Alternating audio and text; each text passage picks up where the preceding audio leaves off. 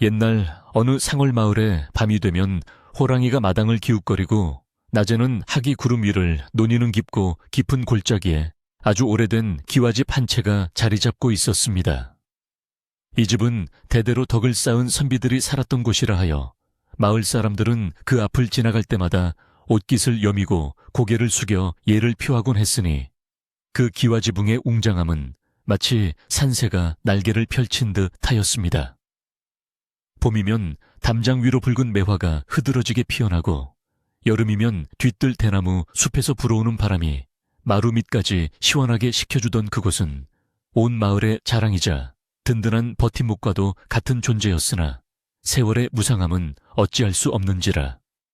집주인인 박대감이 병석에 눕게 되면서부터는 그 화려하던 기와 지붕 위에도 묵은 이끼가 끼고 마당에는 사람의 발길보다는 낙엽이 머무는 시간이 더 많아지게 되었습니다. 마을 어귀에 서 있는 늙은 느티나무가 잎을 다 떨구고 앙상한 가지를 드러내며 겨울 채비를 서두르던 어느 늦가을 해질 무렵 10년 전 이 마을을 떠났던 한 여인이 조용히 고갯마루를 넘어 마을로 들어서고 있었으니 그녀의 이름은 봉이라고 불리는 박대감의 고명딸이었습니다. 그녀가 태어나던 날 지붕 위로 오색찬란한 기운이 서렸다 하여 집안 어른들은 그녀를 봉황을 닮은 아이라며 귀하게 여겼으나 점쟁이가 일러주기를 아이의 기운이 너무 강하여 집안의 기운과 부딪힐 수 있으니 성인이 될 때까지는 먼 곳에 보내어 기운을 다스려야 한다고 하여 어린 나이에 눈물을 머금고 먼 친척이 사는 곳으로 보내졌던 것이었습니다. 긴 세월 동안 낯선 땅에서 그리움을 삼키며 단단하게 자라난 봉이는 이제 어엿한 여인이 되어 병든 아버지를 모시고 기울어가는 집안을 다시 일으켜 세우겠다는 굳은 다짐을 품고 고향 땅을 밟고 있었습니다. 봉이가 마을 입구에 들어서자 익숙한 흙냄새와 저녁 밥 짓는 연기 냄새가 코끝을 스쳤는데 그것은 10년이라는 세월이 흘렀음에도 변함없이 그녀의 기억 속에 남아있던 따뜻하고 정겨운 고향의 향기였습니다. 길가에 늘어선 돌담들은 여전히 그 자리를 지키고 있었고 담장 너머로 보이는 감나무에는 까치밥으로 남겨둔 붉은 감들이 저녁 노을을 받아 보석처럼 빛나고 있었으나 그녀의 발걸음이 자신의 옛집인 대감댁 대문 앞에 멈췄을 때 그녀의 가슴 한구석에는 리탄 아픔이 밀려왔습니다. 굳게 닫힌 소슬대문은 칠이 벗겨져 희끗희끗한 나무 속살을 드러내고 있었고 문고리에는 오랫동안 사람의 손길이 닿지 않은 듯 뽀얀 먼지가 두껍게 내려앉아 있었으며 대문 틈 사이로 불어오는 바람소리는 마치 주인을 기다리다 지친 집이 내뱉는 긴 한숨소리처럼 들려와 그녀의 마음을 무겁게 짓눌렀습니다. 조심스럽게 대문을 밀자 끼익 하는 둔탁한 소리가 고요한 정적을 깨뜨리며 마당 안으로 울려 퍼졌고 그 소리에 놀란 참사에 몇 마리가 후다닥 날아올라 텅 빈 하늘로 사라져버렸습니다. 마당에 들어선 봉희의 눈에 가장 먼저 들어온 것은 무성하게 자라난 잡풀들이었는데 예전에는 하인들이 매일 아침 비질을 하여 티끌 하나 없이 정갈했던 마당이 이제는 풀무치와 귀뚜라미들의 놀이터가 되어버린 것을 보니 세월의 흐름과 집안의 쇠락이 뼈저리게 느껴졌습니다. 사랑채 쪽을 바라보니 문창호지는 군데군데 찢겨져 바람에 펄럭이고 있었고 툇마루 위에는 흙먼지가 자욱하게 쌓여 있어 도저히 사람이 기거하는 곳이라고는 믿기지 않을 정도로 황량한 풍경이 펼쳐져 있었기에 그녀는 잠시 그 자리에 멈춰 서서 깊은 숨을 들이마셔야만 했습니다. 그때 안차의 부엌 쪽에서 인기척이 들리더니 허리가 굽은 노파 한 명이 낡은 행주침에 손을 닦으며 밖으로 나왔는데 그녀는 이 집에서 50년 넘게 부엌일을 도맡아 온 덕심 할멈이었습니다. 눈이 침침한지 눈을 가늘게 뜨고 봉이 쪽을 바라보던 할멈은 잠시 고개를 갸웃거리다가 이내 봉이의 얼굴 윤곽을 알아보고는 쥐고 있던 행주를 바닥에 떨어뜨리며 입을 다물지 못했습니다. 아이고, 이게 누구십니까? 정말 우리 아기씨가 맞으십니까? 그 먼 곳에서 이제야 돌아오신 겁니까? 하고 외치며 달려온 덕심 할멈은 봉희의 두 손을 덥석 잡고는 거친 손등 위로 뜨거운 눈물을 뚝뚝 흘리며 말을 잇지 못했습니다. 봉희 역시 주름이 더 깊게 파이고 흰머리가 성성해진 유모의 얼굴을 보니 코끝이 찡해져서 아무 말 없이 그 따뜻하고 거친 손을 마주 잡고 한동안 그 자리에 서 있었습니다. 덕심 할멈은 소매로 눈물을 훔치며 봉희를 안채로 이끌었는데 가는 동안에도 연신 뒤를 돌아보며 혹시나 이것이 꿈은 아닌지 확인하려는 듯 봉희의 얼굴을 살피고 또 살폈습니다. 할멈의 말에 따르면 박대감의 병세는 날로 깊어져 이제는 사람을 알아보기도 힘든 지경에 이르렀으며 집안 살림을 돌봐줄 사람이 없어 하인들도 하나둘씩 짐을 싸서 떠나버리고 지금은 덕심 할멈과 머슴 한 명만이 남아서 근근히 집을 지키고 있다는 것이었습니다. 또한 친척이라는 사람들이 가끔 드나들기는 하지만 병문안을 핑계로 와서는 곳간을 기웃거리거나 돈이 될 만한 물건이 없는지 살피는 통에 할멈의 속이 까맣게 타들어갔다는 이야기를 전해 들으니 봉희의 마음은 더욱 무거워졌지만 동시에 자신이 돌아와야만 했던 이유가 더욱 분명해짐을 느꼈습니다. 아버지인 박대감이 누워 계신 큰 방 문 앞에 다다르자 약탕기에서 풍겨나오는 쌉싸름한 한약 냄새가 진동을 하였고 방 안에서는 간헐적으로 들려오는 기침소리만이 그곳에 생명이 있음을 알리고 있었습니다. 봉희가 떨리는 손으로 문고리를 잡고 조심스럽게 문을 열자 어두컴컴한 방 안에 공기가 밖으로 밀려 나왔는데 그 공기 속에는 병마와 싸우는 노인의 고단함과 외로움이 짙게 배어 있어 봉희는 숨을 죽이며 방 안으로 발을 들여놓았습니다. 방 한 구석에는 다 타버린 촛불만이 덩그러니 놓여 있었고 창호지 문틈으로 들어오는 희미한 저녁빛에 의지하여 겨우 사물을 분간할 수 있을 정도였기에 봉희는 우선 주머니에서 부싯돌을 꺼내어 촛대에 다시 불을 붙여 방 안을 환하게 밝혔습니다. 불이 켜지자 비로소 드러난 아버지의 모습은 봉희의 기억 속에 남아있던 강인하고 호탕하던 모습과는 너무나도 거리가 멀어 가슴이 무너져 내리는 듯 했습니다. 앙상하게 마른 얼굴에는 검버섯이 피어 있었고 하얗게 센 수염은 정돈되지 않은 채 헝클어져 있었으며 덮고 있는 이불은 얇고 낡아서 다가오는 겨울 추위를 막기에는 역부족으로 보였습니다. 봉희는 아버지의 머리맡에 무릎을 꿇고 앉아 조심스럽게 그 야윈 손을 자신의 두 손으로 감싸 쥐었는데 손끝에서 전해지는 냉기는 마치 얼음장과도 같아서 그녀는 자신의 천으로 그 차가움을 녹이려는 듯 손을 비비며 하염없이 눈물을 흘렸습니다. 아버지 저 왔어요. 불효한 딸 봉희가 이제야 돌아왔습니다. 하고 나직하게 부르자 깊은 잠에 빠져있던 박대감의 눈꺼풀이 파르르 떨리더니 아주 천천히 눈이 떠졌습니다. 흐릿한 눈동자는 허공을 응시하다가 이내 봉희의 얼굴에 머물렀는데 처음에는 그저 환영을 보는 것이라 생각했는지 힘없이 고개를 저으셨으나 봉희가 다시 한번 아버지 저예요. 막내딸 봉희가 왔어요. 하고 말하자 그제야 초점 없는 눈동자의 생기가 돌기 시작했습니다. 박대감은 믿기지 않는다는 듯 앙상한 손을 들어 봉희의 볼을 어루만지려 하였으나 기력이 없어 손은 허공에서 힘없이 떨어졌고 봉희는 얼른 그 손을 다시 잡아 자신의 뺨에 갖다 대며 아버지의 온기를 느꼈습니다.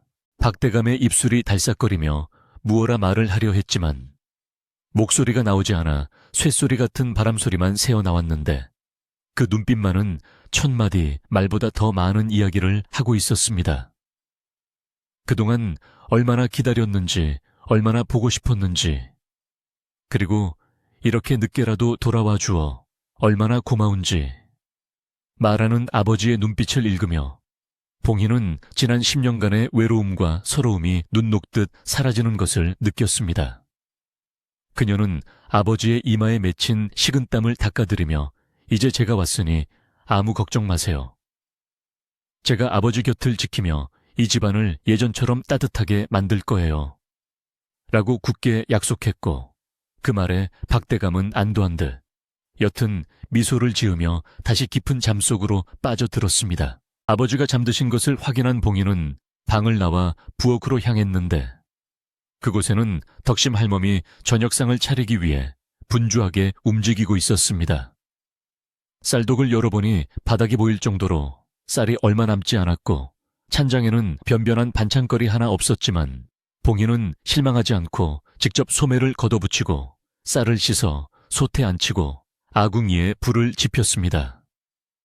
타닥타닥 타오르는 장작불 소리가 정적을 깨우고 굴뚝으로 피어오르는 연기가 지붕 위로 올라가자 죽어가던 집에 다시금 생명의 기운이 도는 듯 했고 이를 지켜보던 덕심 할멈의 얼굴에도 오랜만에 화색이 돌았습니다. 봉인은 단순히 밥을 짓는 것이 아니라 꺼져가는 가문의 불씨를 다시 살리겠다는 마음으로 정성을 다해 불을 조절하고 뜸을 들였습니다. 저녁상이 차려지자 봉인은 다시 아버지의 방으로 들어가 밥상머리에 앉아 아버지를 부축해 일으켜 세우고는 따뜻한 미음을 한 숟가락씩 떠서 입에 넣어드렸습니다. 처음에는 잘 넘기지 못하시던 아버지도 딸의 정성이 담긴 음식이라 그런지 조금씩 미움을 받아 드셨고 그 모습을 보며 봉인은 가슴속 깊은 곳에서 뜨거운 무언가가 올라오는 것을 느꼈습니다. 식사를 마치고 아버지를 다시 눕혀드린 후 봉인은 방 안을 둘러보며 내일부터 당장 해야 할 일들을 머릿속으로 정리하기 시작했는데 우선은 집 안팎을 대청소하고 밀린 빨래를 하며 곰팡이 냄새가 나는 이불과 옷가지들을 햇볕에 말려야겠다고 생각했습니다. 또한 곳간을 점검하여 무엇이 부족하고 무엇이 남았는지 파악하고 그동안 친척들이 어떻게 집안 살림을 관리해 왔는지도 꼼꼼하게 따져봐야겠다고 다짐했습니다. 밤이 깊어지자 산골 마을의 기온은 뚝 떨어져 문풍지가 윙윙거리며 울기 시작했고 달빛은 구름 사이로 숨었다 나왔다를 반복하며 마당에 긴 그림자를 드리웠습니다. 봉인은 아버지가 잠드신 윗목에 자리를 잡고 앉아 바느질거리를 꺼내 들었는데 낡아서 헤어진 아버지의 버선을 깁고 뜯어진 옷서풀 꿰매는 그녀의 손놀림은 차분하면서도 야무졌습니다. 바늘땀 하나하나에 아버지의 건강을 기원하는 마음과 집안의 안녕을 바라는 염원을 담아 꼼꼼하게 바느질을 이어가던 중 문득 창밖에서 부스럭거리는 소리가 들려 귀를 기울였으나 이내 잠잠해져 고양이 지나가는 소리려니 하고 다시 바느질에 집중했습니다. 하지만 그것은 단순한 고양이 소리가 아니라 앞으로 이 집에 닥쳐올 시련을 예고하는 불길한 전조였음을 그때는 미처 알지 못했습니다. 봉이가 돌아왔다는 소문은 밤바람을 타고 삽시간에 온 마을로 퍼져나갔고 마을 사람들은 10년 만에 돌아온 작은 봉황이 과연 몰락해가는 박대감댁을 다시 일으켜 세울 수 있을지 기대 반 우려 반으로 수군거렸습니다. 가을가 빨래터에서 정자나무 아래 평상에서 사람들은 저마다 한마디씩 거들며 봉희의 귀환에 대해 이야기꽃을 피웠는데 개 중에는 어린 여자가 혼자서 그 큰 집 살림을 어찌 감당하겠어 하며 혀를 차는 이도 있었고 아니지 그 아이는 얘는 태어날 때부터 남달랐으니 뭔가 보여줄 거야 하며 기대를 거는 이도 있었습니다. 그러나 정작 당사자인 봉희는 그런 세상의 소란스러움 따위는 아랑곳하지 않고 오로지 병든 아버지와 차가운 집안을 돌보는 일에만 온 마음을 쏟고 있었습니다. 자정이 넘어 사위가 고요해진 시각 봉희는 잠시 일손을 멈추고 방문을 열어 밤하늘을 올려다보았는데 쏟아질 듯 반짝이는 별들이 그녀를 위로하듯 내려다보고 있었습니다. 10년 전 집을 떠날 때 뒤돌아보며 눈물 흘리던 어린 소녀는 이제 없었고 그 자리에는 단단한 눈빛과 굳게 담은 입술을 가진 강인한 여인이 서 있었습니다. 그녀는 차가운 밤 공기를 깊게 들이마시며 마음속의 두려움과 불안을 씻어내고 내일 아침 해가 뜨면 시작될 새로운 하루를 담담하게 맞이할 준비를 마쳤습니다. 비록 지금은 모든 것이 부족하고 위태로워 보일지라도 자신의 손으로 하나하나 채워나가고 바로잡아 나간다면 언젠가는 이 집에 다시 따뜻한 햇살이 비치고 웃음꽃이 피어날 것이라는 믿음을 잃지 않았습니다. 봉희는 다시 방으로 들어와 촛불 심지를 돋우고 아버지의 이불깃을 여며드린 후 자신의 잠자리 옆에 놓인 작은 호롱불을 바라보았습니다. 바람에 흔들리면서도 꺼지지 않고 끈질기게 타오르는 저 작은 불꽃이 마치 자신의 운명과도 같다는 생각이 들어 그녀는 묘한 동질감을 느꼈습니다. 그녀는 짐꾸러미 깊숙한 곳에서 어머니가 물려주신 낡은 빗을 꺼내어 헝클어진 머리를 곱게 빗어내리며 내일은 일찍 일어나 우물가에 가서 정화수를 떠놓고 천지신명께 아버지의 쾌유를 비는 기도를 드려야겠다고 생각했습니다.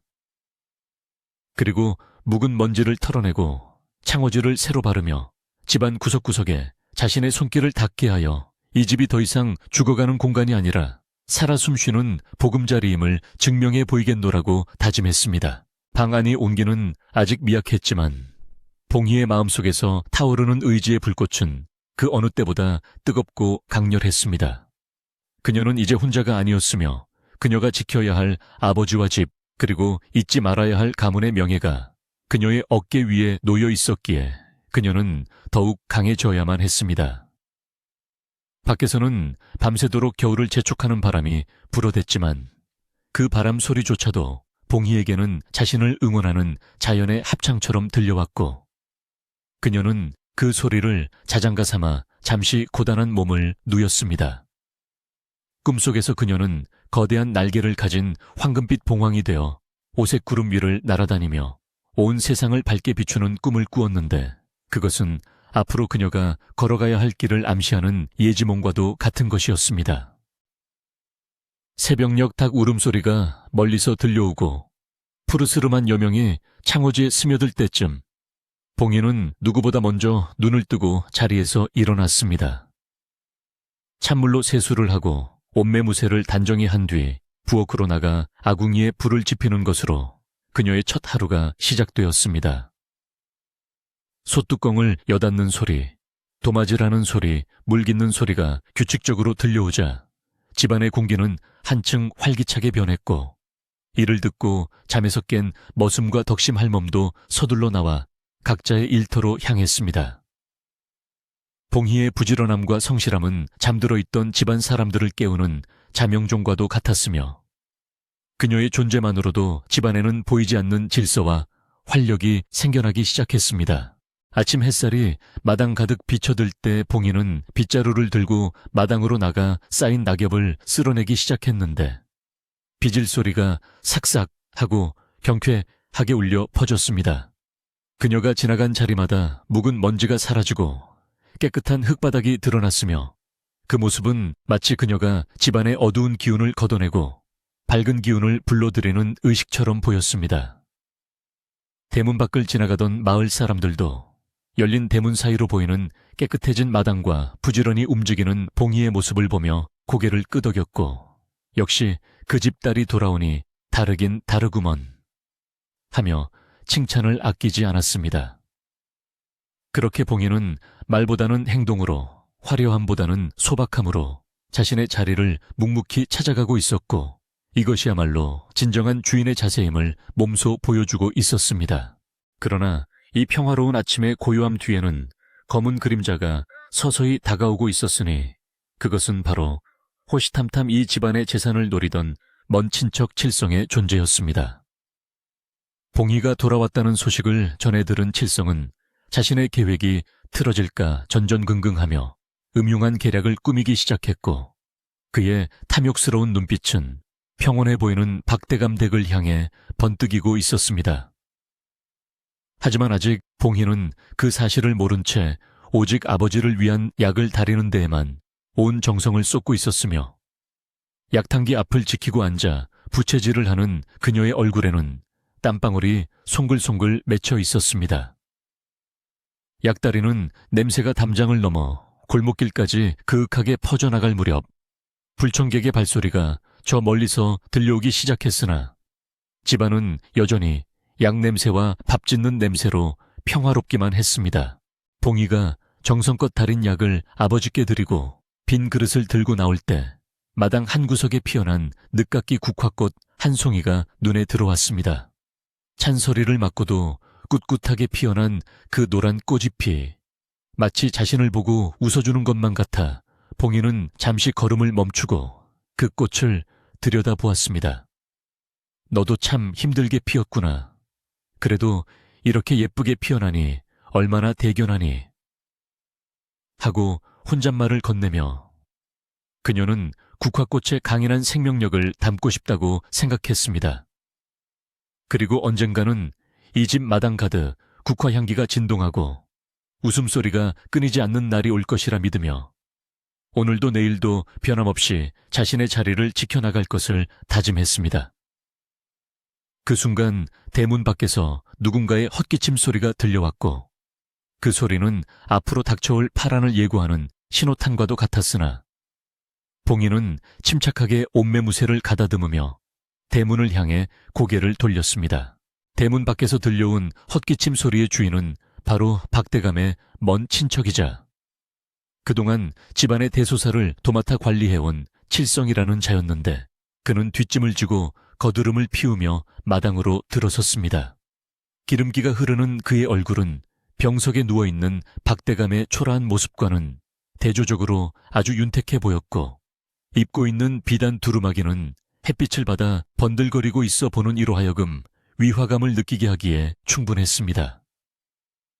그는 깨끗하게 정돈된 마당을 둘러보며 잠시 놀란 기색을 보였으나 이내 입가에 비릿한 웃음을 띠고는 마치 자신이 이 집의 주인이라도 되는 양윗에 등등한 걸음걸이로 봉이가 서 있는 안채 쪽으로 다가왔으니 그 모습이 영락없이 곳간을 차지한 쥐가 고양이를 비웃는 형국이었습니다. 아이고, 이게 누구신가 10년 만에 돌아왔다는 우리 조카 봉이가 아니더냐.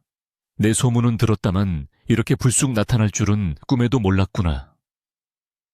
칠성은 반가운 척 너스레를 떨며 다가왔지만 그의 눈빛 속에는 당혹감과 경계심이 가득 차 있었고 봉이를 아래 위로 훑어보는 시선은 끈적하고 불쾌하기 짝이 없었습니다. 봉이는 끓어오르는 불쾌 함을 억누르며 정중하게 고개를 숙여 인사를 올렸는데 숙부님 그동안 강령하셨습니까? 아버님을 대신해 집안을 돌봐주셔서 감사할 따름입니다. 라고 말하는 그녀의 목소리는 차분하면서도 뼈가 있는 듯 단단하게 울려 퍼졌습니다. 칠성은 봉이의 의연한 태도에 잠시 멈칫하더니 곧 헛기침을 하며 암 그렇고 말고 내 아비가 저렇게 누워있으니 내가 아니면 누가 이 집을 건사했겠느냐 하며 자신의 공을 치하하기에 바빴습니다. 그러나 칠성의 본색은 곧 드러나기 시작했는데 그는 짐짓 걱정스러운 표정을 지으며 봉이에게 가까이 다가와 낮은 목소리로 속삭였습니다. 그런데 조카야 네가 돌아온 것이 과연 잘한 일인지 모르겠구나. 옛말에 이르기를 너는 불의 기운을 타고났고 이 집은 나무의 기운이라. 네가 있으면 집안이 위태롭다 하지 않았더냐. 네 아비가 절이 된 것도 다 그 기운 탓일지도 모르는 일인데. 라며 은근슬쩍 봉희의 아픈 곳을 찌르고 들어왔습니다. 이는 봉희가 가진 죄책감을 자극하여 스스로 집을 떠나게 만들려는 얄팍한 수작이었으나 봉희는 이미 산전수전 겪으며 마음을 다잡은 터라. 그 말에 흔들리지 않고 똑바로 칠성의 눈을 응시하며 대답했습니다. 숙부님, 그것은 옛날의 미신일 뿐입니다. 저는 아버지를 살리고 집안을 일으키기 위해 왔습니다. 봉희의 단호한 대답에 칠성은 기가 찬다는 듯 콧방귀를 뀌며 뒤로 물러섰지만 속으로는 이 계집아이가 예전에 그 순진하던 아이가 아니구나 하고 생각하며 긴장의 끈을 놓지 않았습니다. 그는 겉으로는 허허 기세가 대단하구나. 그래 어디 한번 잘해보거라. 하고 웃어 넘겼지만 돌아서서 나가는 그의 눈매는 매섭게 변해 있었고 머릿속에서는 봉희를 어떻게 하면 다시 쫓아낼 수 있을지 궁리하느라 바쁘게 돌아갔습니다. 칠성이 대문을 나서자마자 마당에는 다시금 무거운 정적이 감돌았고 이를 지켜보던 덕심 할멈은 부엌문 뒤에서 가슴을 졸이며 안도의 한숨을 내쉬었으나 앞으로 닥쳐올 파란을 예감한 듯 표정은 여전히 어두웠습니다. 그날 오후부터 칠성은 마을 사랑방과 주막을 돌아다니며 교묘하게 말을 퍼뜨리기 시작했는데 그는 사람들 사이에 앉아 막걸리 잔을 돌리며 은근슬쩍 봉희에 대한 이야기를 꺼냈습니다. 자네들 그거 아는가? 박대감 댁딸이 돌아오자마자 대감님 병세가 더 위중해졌다는구먼. 역시 점쟁이 말이 틀린 게 하나도 없어.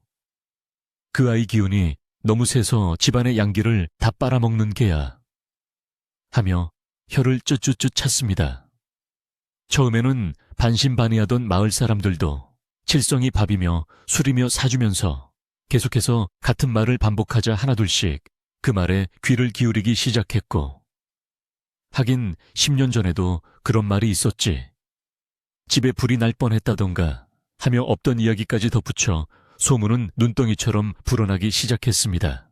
소문은 바람보다 빠르게 퍼져나가 마을 아낙네들이 모이는 우물가에서도 화제거리가 되었는데, 아낙들은 물동이를 내려놓고 삼삼오오 모여 수군거렸습니다. 어머, 그게 정말이야. 대감님이 피를 토하셨대. 글쎄, 그 딸이 오고 나서 밤마다 지붕 위에서 부엉이가 운다잖아. 흉조야 흉조. 하며 근거 없는 낭설들이 사실인 양 떠돌아다녔습니다. 정작 봉희는 아버지 곁을 지키며 지극정성으로 간호하고 있었지만 대문 밖 세상은 그녀를 효녀가 아닌 집안을 망칠 재앙으로 몰아가고 있었고, 이 모든 것은 자신의 기득권을 지키려는 칠성의 치밀한 계산에서 비롯된 것이었으나 순박한 마을 사람들은 그 검은 속내를 알 길이 없었습니다. 봉희가 약초를 구하러 잠시 마을로 내려왔을 때 그녀를 바라보는 사람들의 시선이 예전과 달라져 있음을 피부로 느낄 수 있었는데, 어제까지만 해도 반갑게 인사하던 이들이 슬금슬금 눈을 피하거나 뒤에서 수군거리는 모습이 역력했습니다. 길을 지나가던 아이들조차 재수없는 누나 지나간다 하며 도망치는 것을 보고 봉희는 가슴 한구석이 욱신거려 왔지만 애써 태연한 척하며 약재상으로 발걸음을 옮겼습니다. 그녀는 이것 또한 자신이 넘어야 할 산이라고 생각하며 입술을 굳게 다물었지만 이유 없이 쏟아지는 오해와 냉대는 갓 돌아온 그녀가 감당하기에는 벅차고 외로운 짐이었습니다. 집으로 돌아온 봉희는 마음을 가라앉히고 저녁 준비를 하기 위해 곳간 열쇠를 찾았으나 열쇠는 칠성이 관리한다며 가져가 버리고 없었고 부엌에는 쌀독에 묵은 보리쌀만이 조금 남아있을 뿐이었습니다. 분명 가을 추수가 끝난 지 얼마 되지 않았고 박대감 댁은 마을에서 제일 가는 부자였으니 곳간에는 햅쌀이 가득 차 있어야 마땅하건만 현실은 끼니를 걱정해야 할 정도로 궁색하기 짝이 없었습니다. 봉희는 덕심 할멈을 불러 조용히 물었습니다. 할멈, 올해 소장료는 다 들어왔을 텐데 어찌하여 쌀독이 비어 있습니까? 아버님 드실 흰 쌀조차 없단 말입니까? 봉희의 물음에 덕심 할멈은 곤란한 표정으로 앞치마 자락만 만지작거리며 입을 떼지 못했습니다. 한참을 망설이던 할멈은 주위를 두리번거리며 누가 듣지는 않는지 살피더니 봉희에게 바짝 다가와 모기만한 목소리로 속삭였습니다. 아기씨, 사실은 칠성 나으리가 다 관리를 하십니다. 추수 때가 되면 소작인들에게 거둬들인 쌀을 곳간에 들이는 척하다가 밤이 되면 달구지에 실어 어디론가 빼돌리는 것을 이 늙은이가 한두 번 본 게 아닙니다요. 할멈의 고백은 봉희가 막연하게 짐작하고 있던 사실을 확인시켜주는 결정적인 증언이었으나 동시에 그녀가 상대해야 할 적이 생각보다 훨씬 더 교활하고 대담하다는 것을 의미하기도 했습니다. 할멈은 말을 마치고도 혹시나 칠성에게 들킬까봐 몸을 사시나무 떨듯 떨었는데 그동안 그녀가 겪었을 마음고생이 고스란히 느껴져 봉희는 할멈의 손을 꼭 잡아주며 안심시켰습니다. 그날 밤 봉희는 보리죽을 쑤어 아버지께 올리고 자신은 숭늉으로 줄인 배를 채웠는데 화려한 기와집 안에서 벌어지는 이 빈곤한 식사는 아이러니하게도 집안의 몰락을 가장 적나라하게 보여주는 장면이었습니다.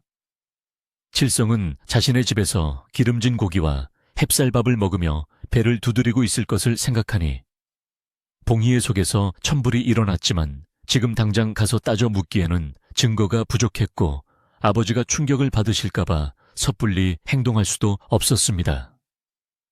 그녀는 분노를 삼키며 차가운 방바닥에 앉아 장부 정리를 하듯 머릿속으로 칠성의 비리들을 하나하나 꿰어 맞추기 시작했습니다. 밤이 깊어지자 산짐승 울음소리가 더욱 구슬프게 들려왔고 봉이는 잠을 이루지 못한 채 등불 아래서 아버지의 낡은 의복들을 꺼내어 정리하고 있었는데 그때 문 밖에서 아기씨 주무십니까? 하는 덕심 할멈의 목소리가 들려왔습니다. 봉이가 문을 열어주자 할멈은 품속에서 무언가를 조심스럽게 꺼내놓았는데 그것은 칠성이 흘리고 간 듯한 작은 장부 조각과 헌옷가지 속에 숨겨져 있던 은비녀 하나였습니다. 이것 보십시오. 대감 마님께서 젊은 시절 마님께 선물했던 비녀가 왜 칠성 나으리 댁 하녀의 방에서 나오는지 제가 우연히 주었습니다만 심상치가 않습니다. 할멈의 손에 들린 은비녀는 빛을 잃고 검게 변해 있었지만 그것은 분명 어머니의 유품이자 집안의 소중한 물건이었습니다. 봉이는 은비녀를 받아들고 손끝으로 어루만지며 깊은 생각에 잠겼는데 칠성이 단순히 곡식만 빼돌리는 것이 아니라 집안의 폐물까지 손을 대고 있다는 사실은 그가 이 집안을 완전히 집어삼키려 한다는 명백한 증거였습니다. 덕심 할멈은 눈물을 글썽이며 말을 이었습니다. 아기씨, 부디 조심하십시오. 칠성 나으리는 겉으로는 웃고 있지만 속에는 능구렁이가 100마리는 들어앉은 사람입니다. 쌀도갯살은 쥐가 먹어 없애는 게 아니라 2개의 주머니를 찬 사람이 가져간다는 말이 딱 맞습니다요. 할멈의 비유는 촌철살인과도 같아서 봉희의 가슴에 깊이 박혔고 그녀는 이제 더 이상 물러설 곳이 없음을 직감했습니다. 다음 날 아침 칠성은 또다시 박대감 댁을 찾아왔는데 이번에는 혼자가 아니라 낯선 사내 2명을 대동하고 나타났습니다. 그는 집안에 일손이 부족할 것 같아 일꾼들을 데려왔다고 둘러댔지만 그들의 험악한 인상과 건들거리는 태도는 일꾼이라기보다는 감시자에 가까워 보였습니다. 칠성은 봉희야, 너 혼자 아픈 아비를 수발드느라 얼마나 고생이 많으냐. 이 사람들이 마당일이며 힘쓰는 일을 도와줄 테니 너는 방 안에서 수이나 놓거라. 하며 은근히 봉희의 활동 방향을 좁히고 감시하려는 속내를 드러냈습니다. 봉희는 신경 써주셔서 감사합니다, 숙부님. 하고 예의 바르게 대답했지만 그녀의 눈은 매섭게 그 사내들의 일거수일투족을 살피기 시작했습니다. 그 사내들은 마당을 쓰는 척하면서 안채와 사랑채를 기웃거렸고 누가 찾아오는지 봉희가 무엇을 하는지 칠성에게 낱낱이 보고하는 듯 했습니다. 봉희는 자신이 감옥 아닌 감옥에 갇힌 꼴이 되었음을 깨달았지만 오히려 이를 역이용하기로 마음먹었습니다. 그녀는 낮에는 방 안에 틀어박혀 꼼짝도 하지 않는 것처럼 행동하여 그들의 경계심을 늦추게 하고 밤이 되면 덕심 할멈을 통해 밖의 동태를 살피거나 몰래 장부를 조사하는 등 은밀하게 움직였습니다.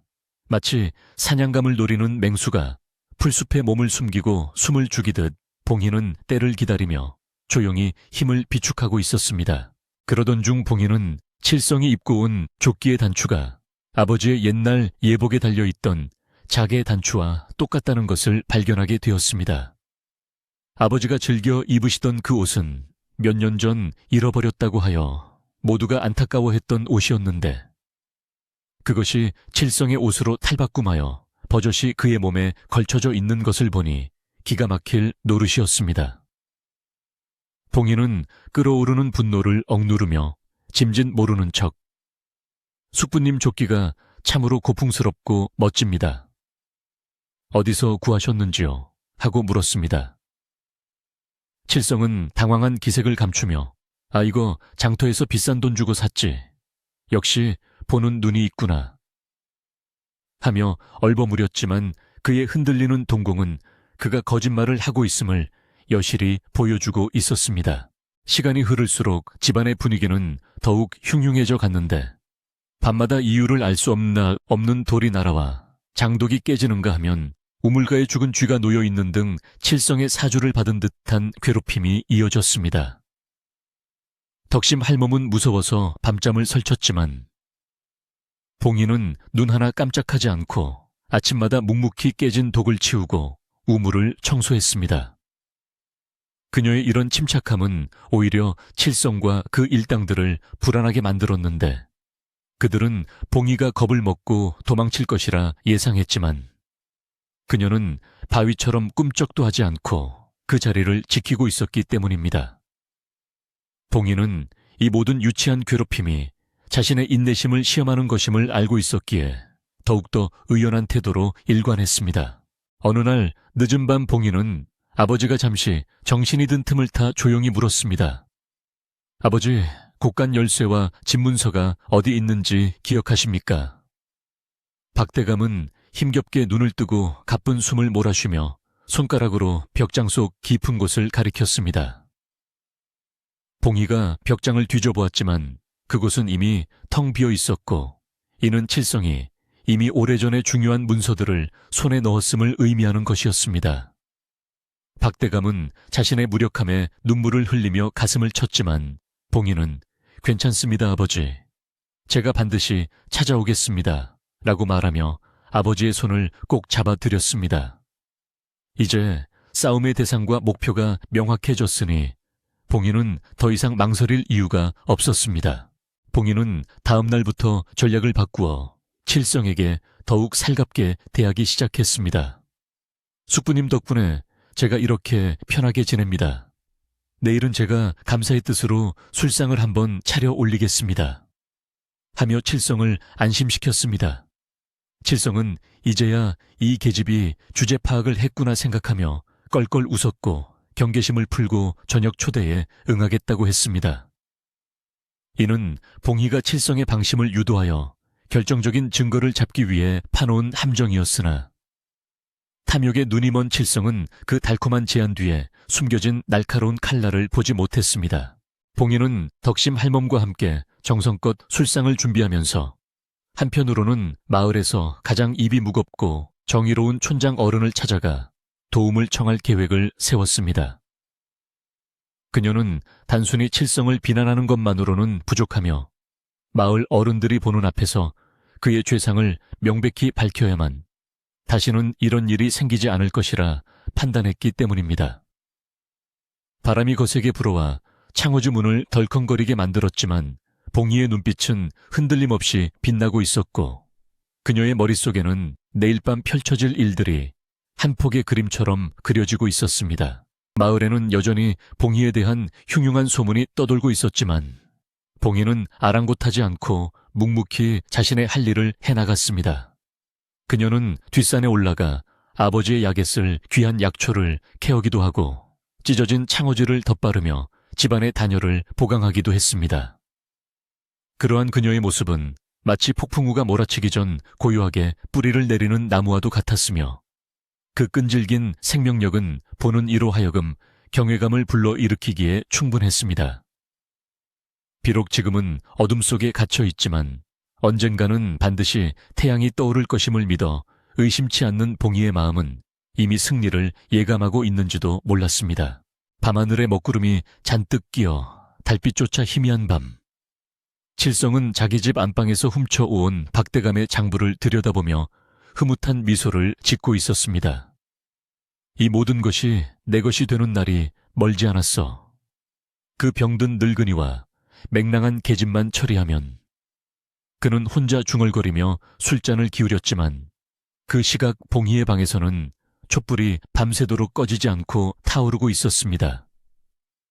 그녀는 칠성이 조작해놓은 장부의 허점을 찾아내기 위해 밤을 새워가며 머리를 싸매고 연구하고 있었고 마침내 결정적인 모순점을 발견하고는 회심의 미소를 지었습니다. 이제 모든 준비는 끝났고 결전의 날이 밝아오고 있었습니다. 봉희는 새벽녘 동이 터오는 하늘을 바라보며 깊은 숨을 들이마셨습니다. 차가운 새벽 공기가 폐부 깊숙이 들어와 머리를 맑게 해주었고 그녀는 오늘 밤이 지나면 이 지긋지긋한 어둠도 거치게 될 것이라 스스로에게 최면을 걸듯 되뇌었습니다. 부엌에서 들려오는 덕심 할멈의 도마질 소리가 마치 전투를 앞둔 북소리처럼 비장하게 들려왔고, 봉인은 옷매무새를 가다듬고 방문을 나섰습니다. 마당에 서 있는 앙상한 나무가지 위로 까치 한 마리가 날아와 앉아 울어대니 이것은 과연 길조일지 흉조일지 알 수 없었으나 봉인은 그것을 승리의 신호로 받아들이기로 했습니다.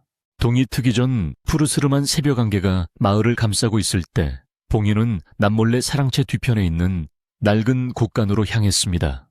칠성이 관리한다는 이유로 굳게 잠겨있던 곳간 문이었지만 봉인은 어릴 적 숨바꼭질을 하며 알아두었던 개구멍을 통해 안쪽을 들여다볼 수 있었는데 그 안의 풍경은 실로 충격적이었습니다. 겉으로는 흉작이라 곡식이 없다고 하였으나 곳간 구석에는 아직 도정하지 않은 벼, 가마니들이 천장에 닿을 듯 쌓여 있었고 그 벼 가마니들에는 박대감되게 인장이 선명하게 찍혀 있었습니다. 이는 칠성이 소작인들에게는 가혹하게 세를 거두고는 장부에는 흉년이라 거짓으로 기록하여 중간에서 가로챈 명백한 증거였으니 봉이의 손은 분노로 인해 파르르 떨려왔습니다. 봉이는 곳간의 상태를 눈에 새겨두고 다시 조용히 방으로 돌아와 칠성이 흘리고 간 장부 조각과 자신의 기억을 대조해 보았습니다. 장부에는 쌀 10가마니가 들어왔다고 적혀 있었으나 실제로는 100가마니가 넘게 쌓여 있었고 비단이며 꿀단지 같은 귀한 물품들은 목록에서 아예 빠져 있었습니다. 봉이는 붓을 들어 자신이 본 것들을 꼼꼼하게 기록하기 시작했는데 먹을 까는 그녀의 손길에는 비장함이 서려 있었고 하얀 종이 위에 채워지는 검은 글씨들은 칠성의 죄를 낱낱이 고발하는 칼날과도 같았습니다.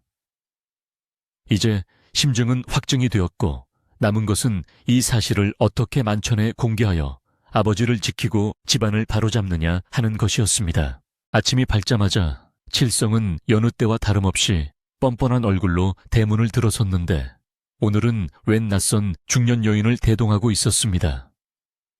짙은 화장에 화려한 옷을 입고 요란하게 부채질을 해대는 그 여인은 마을에서 소문난 매파였는데 들어오자마자 봉이를 훑어보며 아이고 이 처자가 그 소문의 봉황 아가씨인가.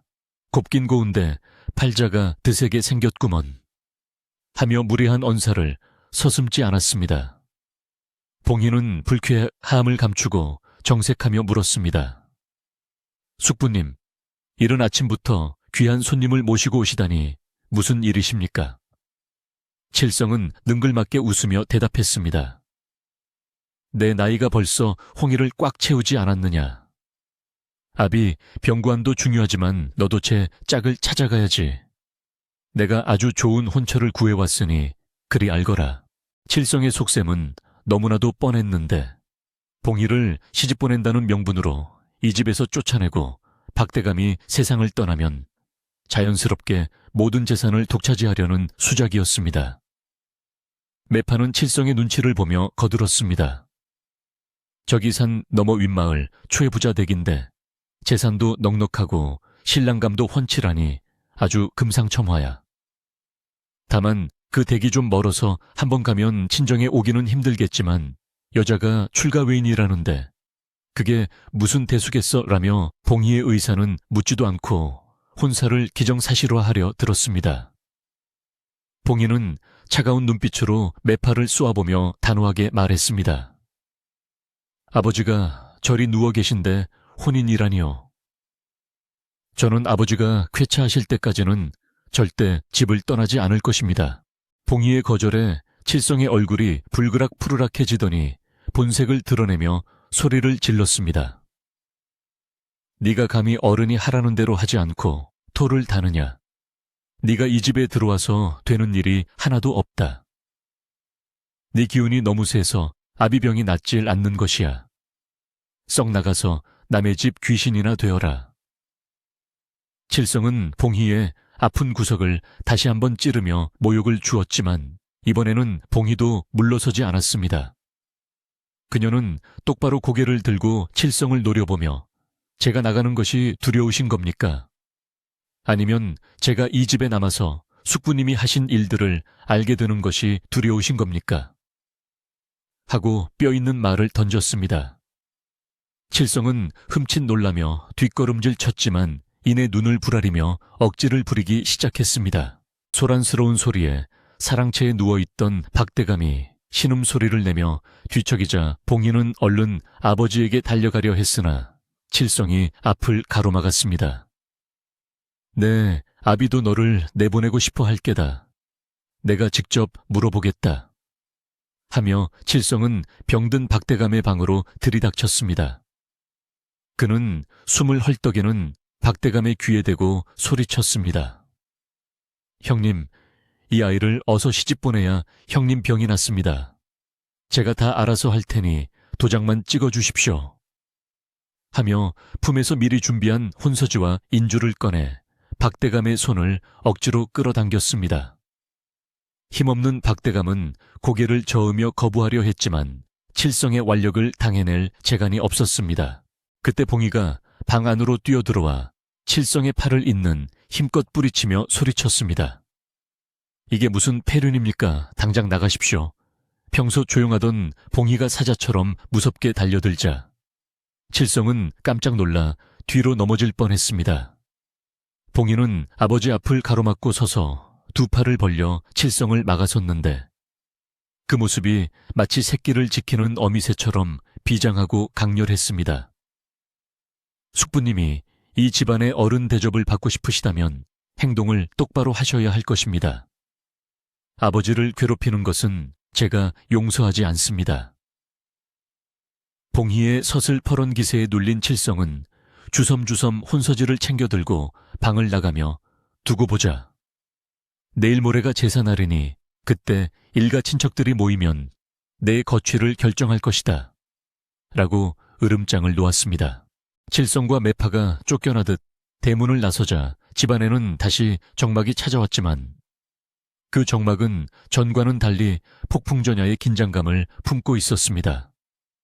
봉이는 놀란 가슴을 쓸어내리며 흐트러진 아버지의 이불을 정리해 드렸는데 박대감은 떨리는 손으로 봉이의 손을 잡고 눈물을 흘리며 미안하다는 눈빛을 보냈습니다.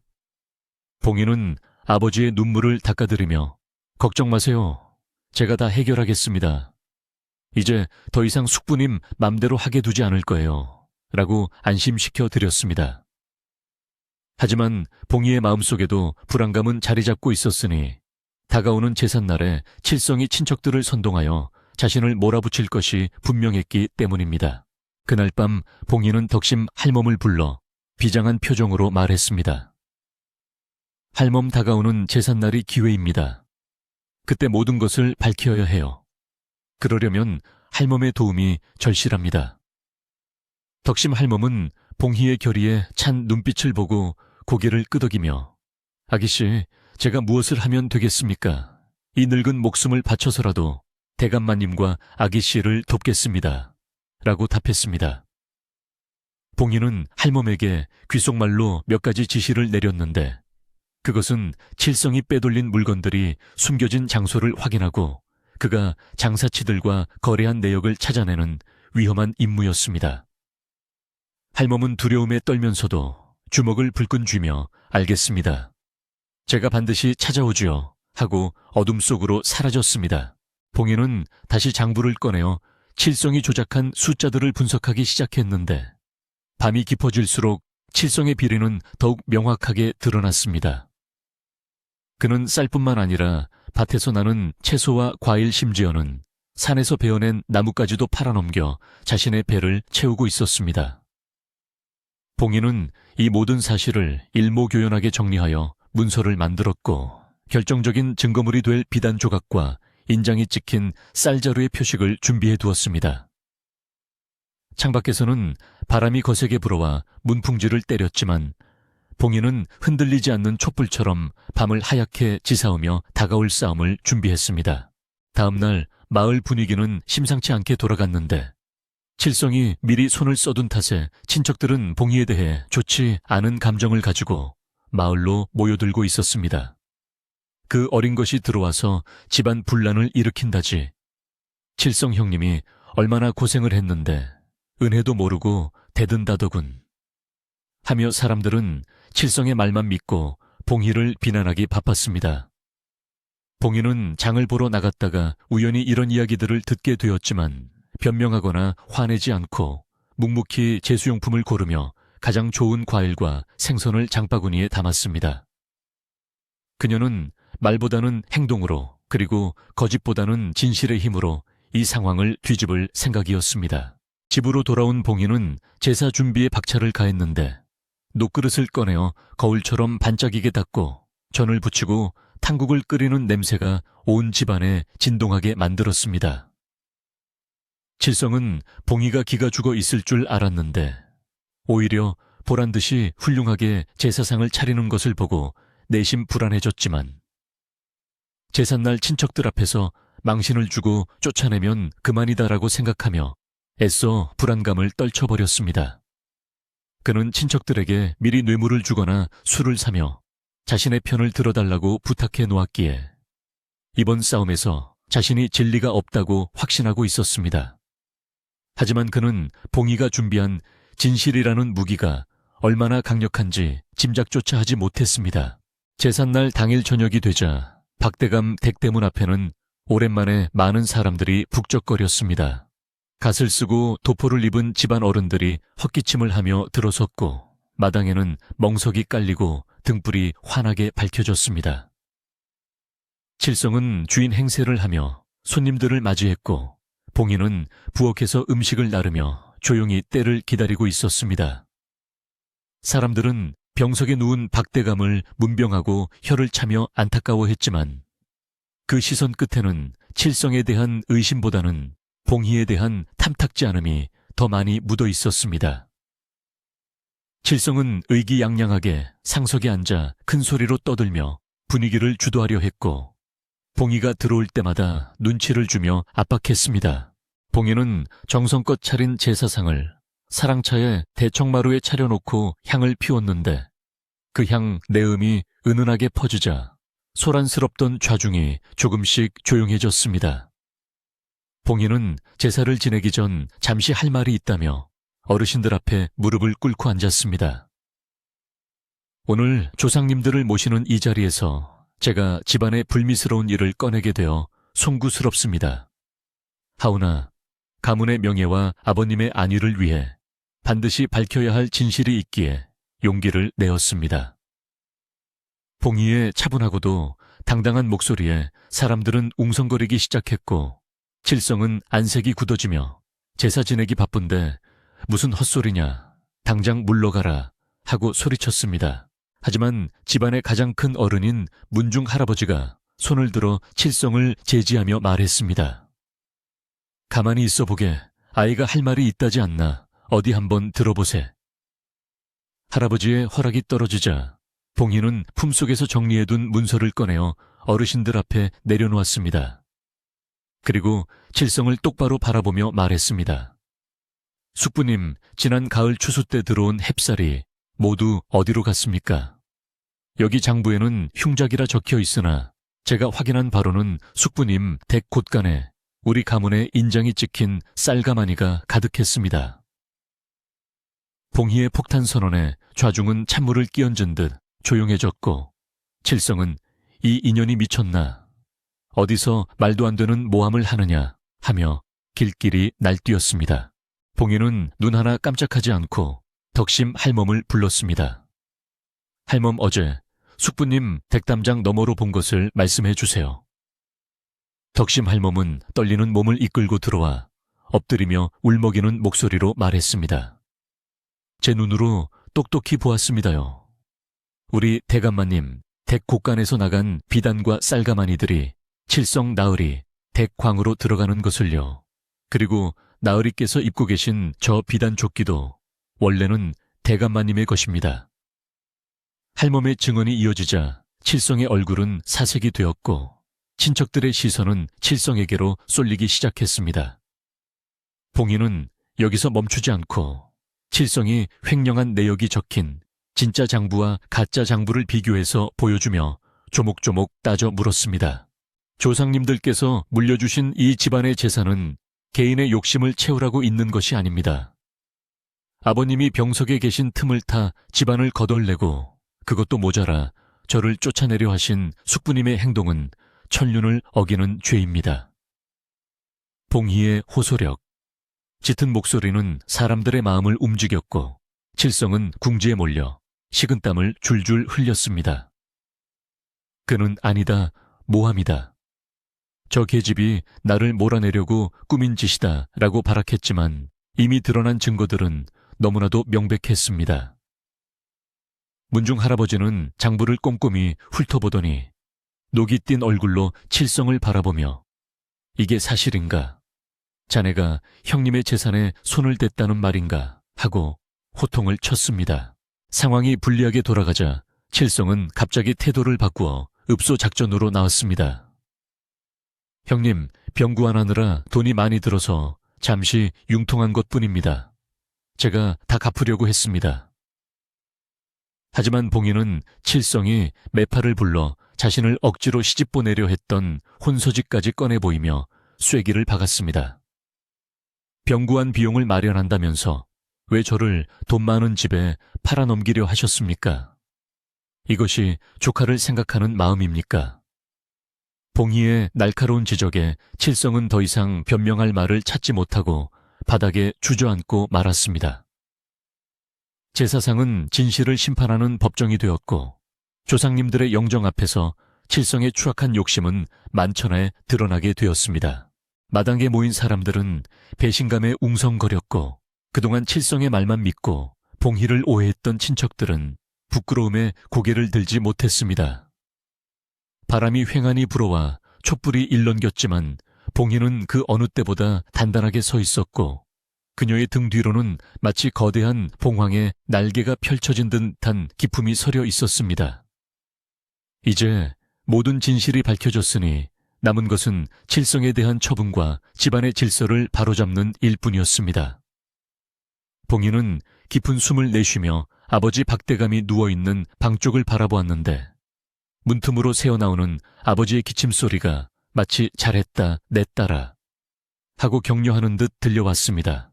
밤은 깊어 삼경이 지났으나 박대감 댁의 불은 꺼지지 않고 더욱 환하게 타올랐습니다. 그것은 탐욕과 거짓의 어둠을 몰아내고 정의와 진실의 빛을 밝히는 신성한 불꽃이었습니다. 봉희는 이제 시작일 뿐이라고 생각하며 엉망이 된 집안을 다시 일으켜 세우기 위해 마음의 끈을 다시 한번 조였습니다. 칠성의 처분을 기다리는 친척들의 엄숙한 분위기 속에서 봉희는 조용히 제사상 앞에 술을 올리며 조상님들께 감사의 절을 올렸습니다. 부디 이 집안을 지켜주소서. 그녀의 간절한 기도는 연기가 되어 밤하늘로 피어올랐습니다. 제사상이 차려진 대청마루에는 무거운 침묵이 흘렀고 문중 어른인 최고령자의 헛기침 소리가 그 정적을 깨뜨리며 엄숙하게 울려 퍼졌습니다.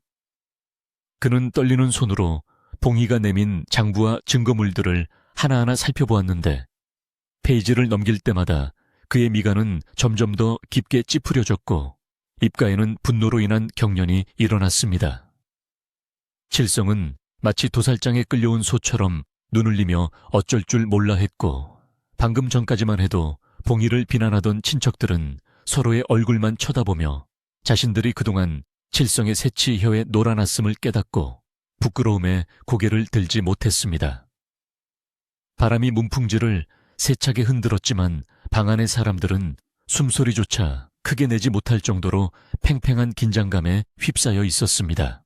마침내 문중 어른이 장부를 덮고 천둥 같은 목소리로 호통을 치기 시작했는데 그 소리가 어찌나 큰지 마당에 있던 개들이 놀라 짖을 정도였습니다. 내 이놈 칠성아, 네가 사람이냐 짐승이냐. 형님이 병석에 누워 계신 틈을 타서 가문의 재산을 탕진하고 그것도 모자라 어린 조카를 팔아넘기려 하다니 네가 정령 천벌이 두렵지 않단 말이냐. 어르신의 호통의 칠성은 바닥에 머리를 찌으며 변명을 늘어놓기 시작했습니다. 아이고 어르신, 그게 아니라 저는 잠시 보관만 하려던 것입니다. 나중에 다 돌려주려고 했습니다요. 그러나 이미 드러난 명백한 증거들 앞에서 그의 변명은 구차하고 비겁한 짓거리로밖에 들리지 않았습니다. 봉인은 차가운 눈빛으로 칠성을 내려다보며 더 이상 그에게 일말의 동정심도 느끼지 않음을 분명히 했습니다. 숙부님, 잠시 보관한다는 분이 어찌하여 쌀가마니에 찍힌 우리 가문의 인장을 지우려 하셨습니까? 그리고 어찌하여 장부에는 흉년이라 거짓을 적어 소작인들의 피눈물을 흘리게 하셨습니까? 봉희의 날카로운 추궁에 칠성은 꿀먹은 벙어리가 되어 아무 말도 하지 못했습니다. 친척들도 이제야 상황을 파악하고 칠성에게 손가락질을 하며 비난하기 시작했는데 우리가 자네를 믿고 집안일을 맡겼거늘 어찌 이럴 수가 있는가? 사람 탈을 쓰고 어찌 그런 짓을 하며 분노를 터뜨렸습니다. 결국 문중회의가 즉석에서 열렸고 칠성에 대한 처분이 내려졌는데 그 내용은 단호하고 엄격했습니다. 문중 어른은 지팡이로 바닥을 내리치며 선언했습니다. 칠성이는 오늘부로 이 집안의 모든 대소사에서 손을 떼거라.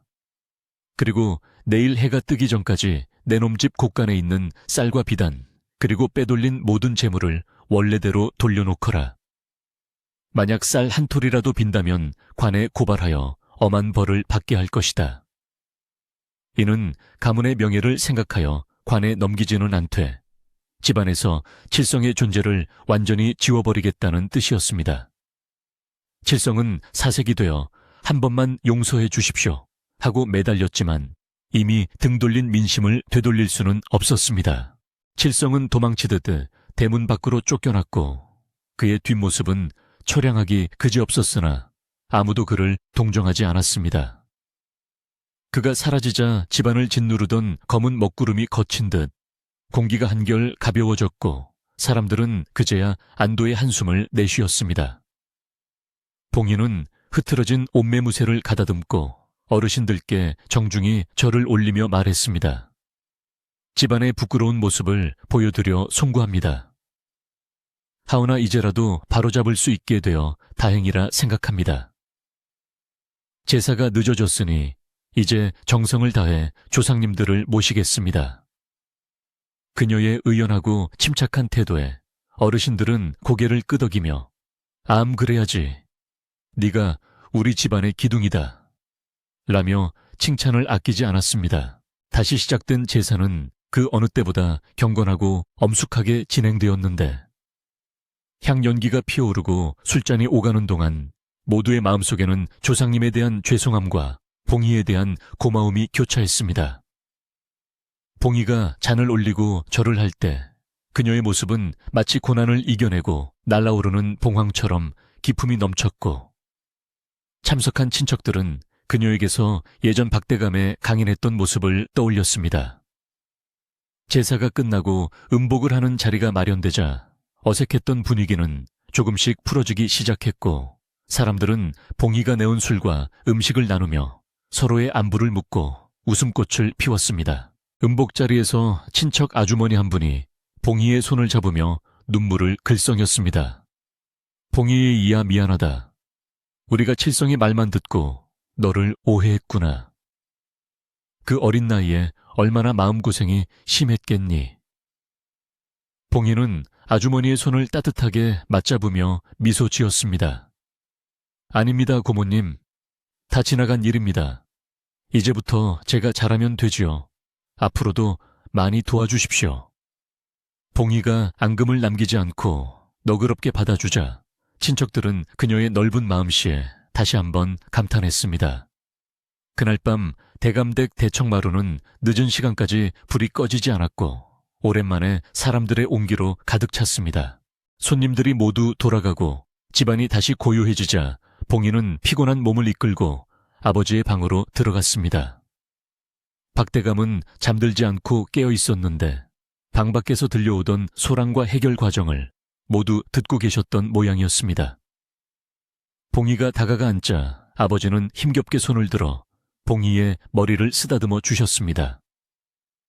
고생했다. 내 딸아 정말 고생했다. 아버지의 목소리는 떨리고 있었지만 그 속에는 딸에 대한 무한한 신뢰와 사랑이 담겨 있었습니다. 봉희는 아버지의 품에 얼굴을 묻고 참았던 눈물을 터뜨렸고 그 눈물은 슬픔이 아닌 안도와 기쁨의 눈물이었습니다. 다음 날 아침 칠성의 집 하인들이 줄지어 수레를 끌고 박대감 댁마당으로 들어왔는데 수레에는 칠성이 빼돌렸던 쌀가마니와 비단 녹그릇들이 가득 실려 있었습니다. 마을 사람들은 이 광경을 구경하기 위해 담장 너머로 고개를 내밀었고 야, 저게 다 칠성이가 훔쳐간 거였어. 봉희 아씨가 보통 내기가 아니네. 그 독한 칠성이를 꼼짝 못하게 만들었어. 하며 수군거렸습니다. 텅 비어있던 곳간이 다시 곡식으로 채워지고 잃어버렸던 집안의 보물들이 제자리로 돌아오자 집안은 눈에 띄게 활기를 되찾았습니다. 덕심 할멈은 쌀독에 쌀을 부수며 이제 살았다, 이제 살았어 하며 덩실덩실 춤을 추었습니다. 봉희는 돌아온 물건들을 꼼꼼하게 확인하여 장부에 기록하고 칠성의 하인들에게 수고했다며 따뜻한 밥 한 끼를 먹여보냈습니다. 죄는 주인이 지었지 하인들이 무슨 죄가 있겠냐는 그녀의 배려심에 하인들도 감동하여 애씨 정말 죄송합니다. 저희는 시키는 대로 했을 뿐입니다. 하며 고개를 숙였습니다. 이 소문이 퍼지자 마을 사람들의 봉희에 대한 평판은 완전히 바뀌게 되었는데 독하고 드센 여자가 아니라 지혜롭고 자비로운 여인으로 칭송받게 되었습니다. 이제 봉희가 지나가면 사람들은 먼저 다가와 인사를 건넸고 아이들도 그녀를 따르며 좋아했습니다. 그로부터 며칠 뒤 마을 사람들이 하나둘씩 박대감 댁으로 모여들기 시작했는데 누가 시키지도 않았는데 연장을 들고 와서 무너진 담장을 고쳐주고 뚫어진 지붕을 수리해주겠다고 나선 것이었습니다. 대감님께서 예전에 우리에게 베푸신 은혜가 얼만데 우리가 모른 척할 수 있나. 그리고 A씨가 이렇게 애를 쓰는데 우리도 도와야지. 촌장 어른의 말에 청년들은 팔을 걷어붙이고 일을 시작했고 아낙네들은 부엌에서 국수를 삶으며 일손을 거들었습니다. 탕탕탕 망치질 소리와 사람들의 웃음소리가 어우러져 집안은 잔칫집처럼 시끌벅적해졌고 봉희는 마당 한가운데 서서 그 따뜻한 광경을 바라보며 가슴 벅찬 감동을 느꼈습니다. 봉희는 일하는 사람들을 위해 새참을 준비했는데 곳간에서 꺼낸 햅쌀로 떡을 빚고 막걸리를 한 동이 내오니 사람들은 환호성을 질렀습니다. 역시 대감댁 인심은 살아있구먼. 떡이 아주 꿀맛이야 하며 사람들은 즐겁게 먹고 마시며 일을 했습니다. 그동안 칠성의 횡포로 인해 닫혀져 있던 마을 사람들의 마음이 봉희의 진심 어린 행동으로 인해 다시 열리게 된 것입니다.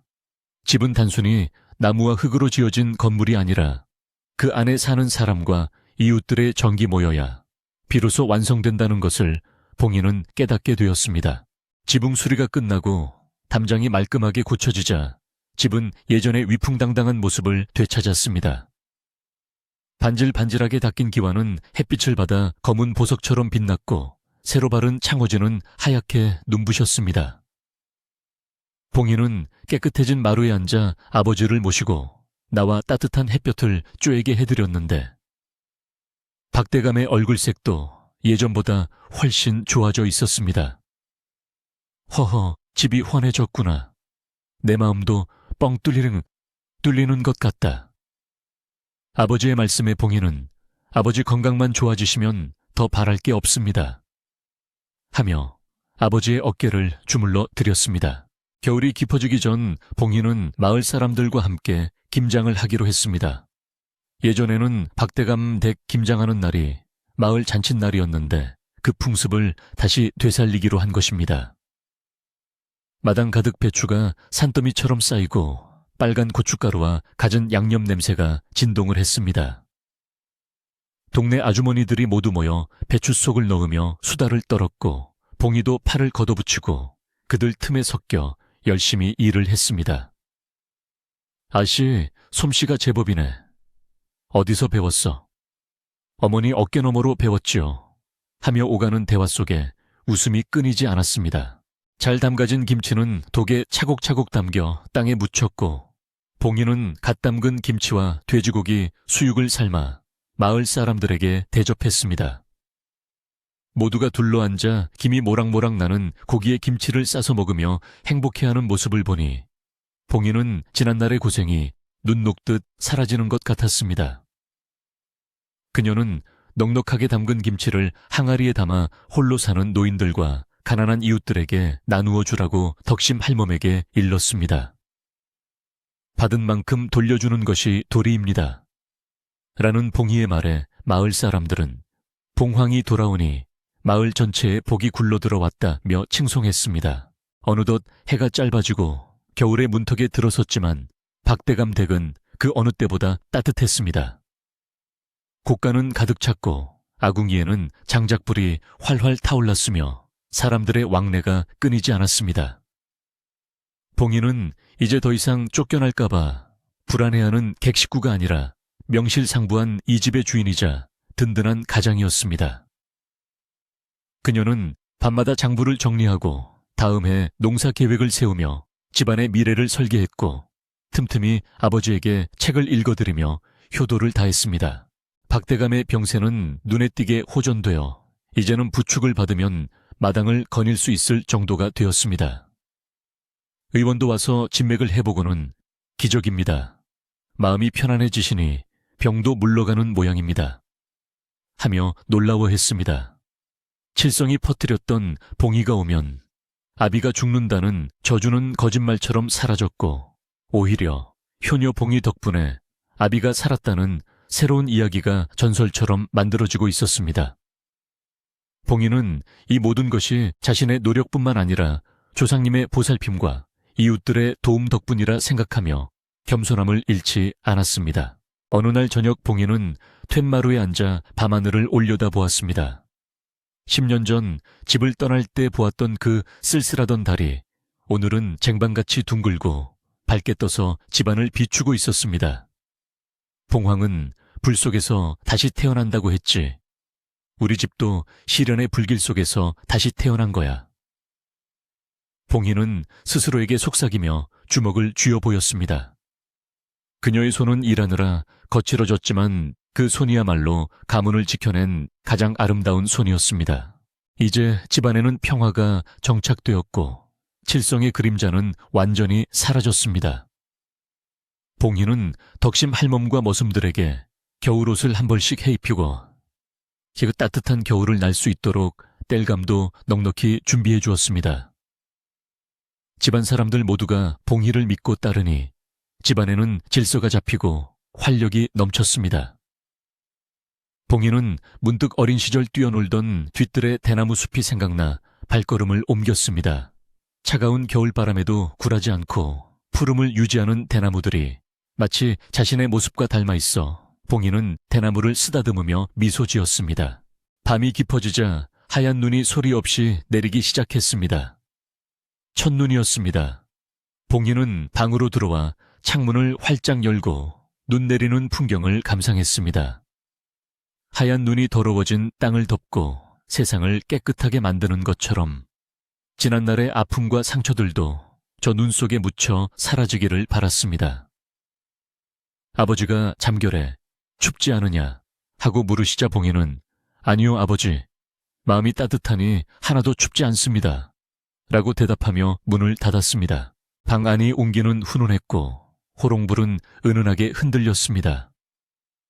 봉희는 내일 아침 눈이 쌓이면 마당을 쓸고 눈사람을 만들어야겠다고 생각하며 잠자리에 들었습니다.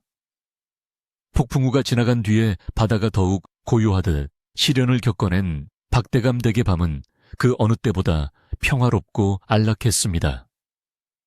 봉희의 숨소리가 고르게 들려오고 집안을 지키는 성주신도 흐뭇하게 미소 지으며 잠든 가족들을 내려다보고 있는 듯했습니다.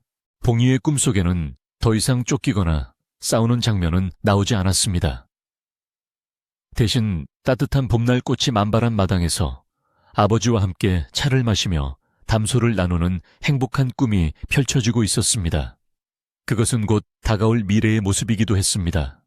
이제 남은 것은 이 평화를 지키며 행복하게 사는 일뿐이었습니다. 봉황의 날개짓이 멈추고 둥지에 안착한 것처럼 봉이도 비로소 자신의 집에 온전히 머물게 되었습니다. 겨울의 한복판에 들어서자 산골 마을에는 눈이 쉬지 않고 내렸는데 온 세상이 하얗게 덮여 마치 소미불을 덮은 듯 포근하고 고요한 풍경이 펼쳐졌습니다. 예전 같았으면 사람의 온기가 없어 춥고 쓸쓸했을 박태감댁. 기와지붕 위에도 소복하게 눈이 쌓였으나 이제는 그 눈조차도 집안의 따뜻한 열기에 노가 처마 끝에서 수정 같은 고드름이 되어 반짝이고 있었습니다. 아군기에서는 하루 종일 장작 타는 소리가 타닥타닥 하고 정겨운 음악처럼 들려왔고, 굴뚝에서 피어오르는 하얀 연기는 바람을 타고 하늘로 올라가며 이 집에 평화가 찾아왔음을 온 세상에 알리는 깃발처럼 보였습니다. 봉이는 아랫목에 앉아 아버지의 두루마기를 짚고 있었는데 바느질하는 손끝에서 느껴지는 비단의 감촉보다 더 부드럽고 따뜻한 것은 바로 아버지와 함께하는 이 시간의 평온함이었습니다. 방 안에는 은은한 모가차 향기가 감돌고 있었는데 이는 봉이가 가을에 미리 따서 말려둔 모과를 꿀에 재워 정성껏 끓여낸 것이었습니다. 박대감은 따뜻한 차를 마시며 창밖의 설경을 바라보았는데 그의 얼굴에는 병색이 완전히 사라지고 홍조가 돌고 있었으며 눈빛 또한 예전의 총기를 되찾아 맑고 깊어졌습니다. 봉희야, 네가 오니 겨울이 겨울 같지가 않구나. 내 평생 이렇게 따뜻한 겨울은 처음인 듯 싶다.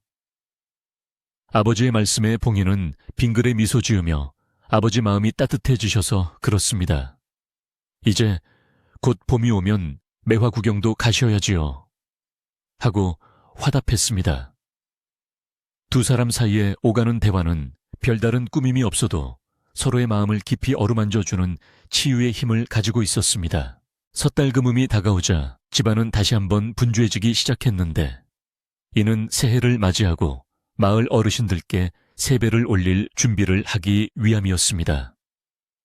봉이는 덕심 할멈과 함께 떡국에 넣을 가래떡을 썰고 전을 부치며 수정과를 담그느라 눈코뜰 새 없이 바빴지만 그 노동조차도 즐거운 놀이처럼 느껴졌습니다.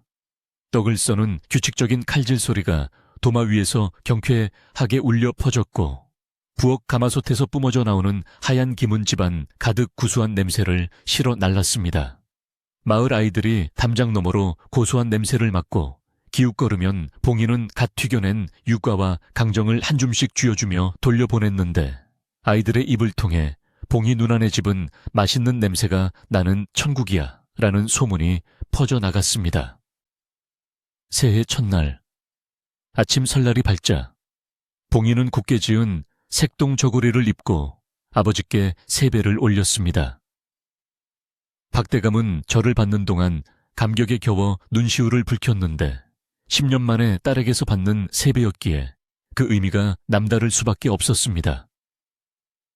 새해에는 우리 봉이에게도 좋은 짝이 생겨야 할 텐데 내 소원은 그것뿐이다. 아버지의 덕담에 봉이는 수줍게 웃으며 저는 아버지 곁에서 오래오래 효도하며 살고 싶습니다. 라고 대답했습니다. 박대감은 봉이에게 세뱃돈 대신 집안 대대로 내려오는 옷가락지를 끼워주며 이것은 네 어머니가 끼던 것이다. 이제야 주인을 찾았구나. 네가 이 집안의 진정한 안주인이다.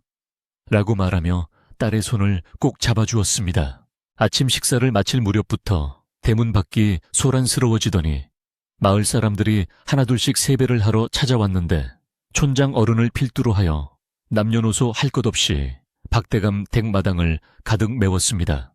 예전에는 칠성의 눈치를 보느라 발길을 끊었던 사람들이었지만 이제는 봉희의 덕망과 박대감의 회복을 축하하기 위해 자발적으로 찾아온 것이었습니다. 사람들은 저마다 손에 계란꾸러미나 직접 짠 참기름 곶감 같은 소박한 선물들을 들고 왔는데 그 선물들 속에는 마을 사람들의 진심 어린 정과 사과의 마음이 담겨 있었습니다. 봉이는 찾아온 손님들을 사랑채로 모시고 정성껏 준비한 떡국과 다과를 대접하며 감사의 인사를 전했습니다. 사랑채 둘러앉은 마을 사람들은 박대감의 건강한 모습을 보고 놀라워하며 정말 기적이 일어났습니다. 이게 다 효녀봉이 아가씨 덕분입니다. 라며 칭찬을 아끼지 않았습니다. 한 노인은 옛말에 봉황이 깃든 집에는 상서로운 기운이 넘친다더니 우리 마을에 봉이 아가씨라는 작은 봉황이 날아와 어둠을 몰아내고 광명을 찾았구먼 하며 덕담을 건넸습니다. 그동안 불길한 아이라는 오명을 쓰고 쫓겨나듯 떠났던 봉이가 이제는 복덩이이자 봉황으로 불리게 된 것입니다. 봉이는 쑥스러워하며 고개를 숙였지만 그녀의 마음속에는 지난 세월의 서름이 씻겨 내려가는 듯한 시원함과 뿌듯함이 차올랐습니다. 마을 사람들이 돌아가고 저녁이 되자 봉이는 덕심 할멈과 머슴들을 불러 모아 세배를 받고 그들에게도 넉넉한 세뱃돈과 새 옷을 선물했습니다. 지난 한 해 동안 주인을 잘못 만나 고생이 많았네. 자네들이 곁에 있어 준 덕분에 내가 버틸 수 있었네. 봉이의 따뜻한 말 한마디에 덕심 할멈은 눈물을 쏟으며 아기씨 아니마님, 저희야말로 마님 덕분에 사람답게 살게 되었습니다. 평생 뼈가 부서지도록 모시겠습니다. 하며 충성을 맹세했습니다. 머슴들도 굵은 눈물을 훔치며 고마워했고 그날 밤 하인들의 방에서도 늦도록 웃음소리가 끊이지 않았습니다. 윗물이 맑으니 아랫물도 맑아지듯 주인의 덕이 하인들에게까지 미쳐 집안 전체가 화목해진 것이었습니다. 정월 대보름이 다가오자 봉이는 마을 사람들과 함께 달집 태우기 행사를 준비했습니다. 마을 입구 넓은 공터에 소나무 가지와 대나무를 쌓아 올려 거대한 달집을 만들었는데 봉이도 직접 나무를 나르며 일손을 보탰습니다. 달이 둥실 떠오르자 달집에 불을 붙였고 거대한 불길이 밤하늘로 치솟아 오르며 탁탁 대나무 터지는 소리가 요란하게 울려 퍼졌습니다. 사람들은 타오르는 불꽃을 보며 저마다의 소원을 빌었고 봉이도 두 손을 모으고 간절히 기도했습니다. 우리 가족과 마을 사람들 모두 아프지 않고 행복하게 해주세요. 그리고 이 평화가 영원히 지속되게 해주세요. 그녀의 기도는 불꽃과 함께 하늘 높이 올라가 달님에게 닿았습니다. 달집이 다 타고 숨만 남았을 때 사람들은 남은 불씨를 나누어 가졌는데 봉이도 작은 불씨 하나를 화로에 담아 집으로 가져왔습니다. 이 불씨는 1년 내내 집안의 화로를 따뜻하게 밝힐 소중한 불씨였습니다. 봉이는 안방으로 돌아와 아버지의 침상 곁에 화로를 놓고 그 위에 밤과 고구마를 구웠습니다. 구수한 냄새가 방 안가득 퍼지자 박대감은 어릴 적 어머니가 구워주시던 그 맛이구나 하며 추억에 잠겼습니다. 봉이는 껍질을 깐 군밤을 아버지 입에 넣어드리며 도란도란 예시야기를 나누었고 창밖의 둥근 달은 그 다정한 부녀의 모습을 환하게 비추어 주었습니다. 겨울이 끝나갈 무렵 칠성에 대한 소식이 바람결에 들려왔는데 그가 멀리 떠나 장사를 하다가 크게 망해서 이제는 남의 집 머슴살이를 하며 근근히 살아가고 있다는 것이었습니다. 덕심 할멈은 인과응보지요. 뿌린 대로 거두는 법입니다. 하며 혀를 찼지만 봉이는 씁쓸한 표정으로 먼 산을 바라보았습니다. 그녀는 칠성이 밉기도 했지만 한편으로는 욕심 때문에 인생을 망친 그가 불쌍하기도 했습니다. 할멈, 그래도 한때는 우리 집안 식구였으니 혹시라도 그가 굶어 죽지는 않게 쌀이라도 조금 보내주도록 하세요. 단 내 이름은 밝히지 말고요. 봉이의 넓은 아량에 할멈은 감동하여 고개를 끄덕였고 이는 봉이가 진정한 승자로서 보여줄 수 있는 마지막 자비였습니다. 봄 기운이 대지에 스며들기 시작하자 마당에 앙상했던 나무가지에도 물이 오르고 꽃망울이 맺히기 시작했습니다.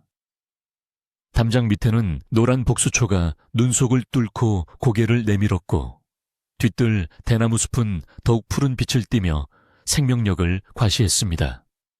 봉이는 아침 일찍 일어나 장독대를 닦으며 봄맞이 준비를 했는데 반질반질한 장독 뚜껑 위로 아침 햇살이 쏟아져 내려 눈부시게 빛났습니다.